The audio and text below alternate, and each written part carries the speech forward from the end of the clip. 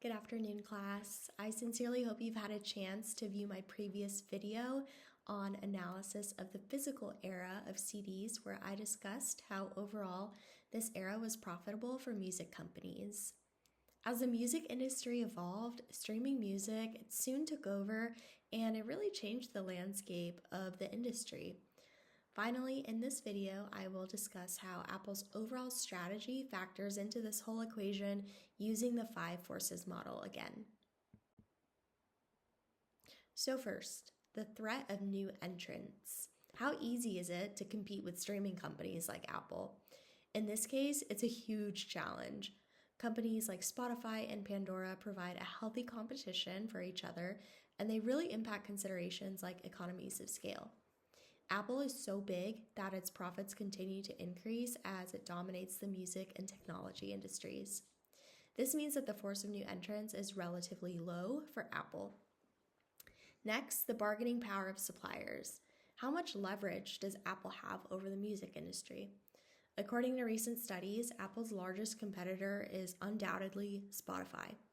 In this case, it would likely cause chaos with consumers if Apple were to raise their subscription prices. But as long as they stay below their top competitor, Spotify, we could consider this force to also be low. Next, the bargaining power of buyers. What are people willing to do to get the music? Consumers are constantly causing fluctuations in market and impacting prices of subscriptions.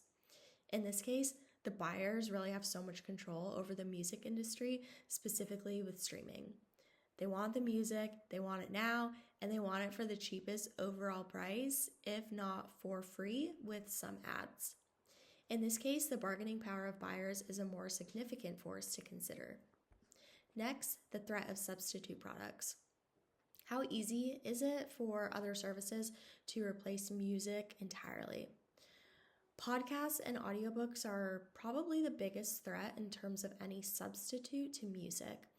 But services like Audible, they do pose a threat. However, Apple has podcasts and so does Spotify. So therefore, this force of substitution entirely is quite low. Last, the intensity of rivalry. What are factors that make Apple the preferred streaming service over other apps? The primary threat to Apple Music in terms of streaming are players like YouTube, Spotify, and Pandora that offer similar service at competitive or free prices. One example to overcome this is that Apple offers a triability period with multiple months of free service for customers to try. This can be a huge factor in overcoming rivalries within the market.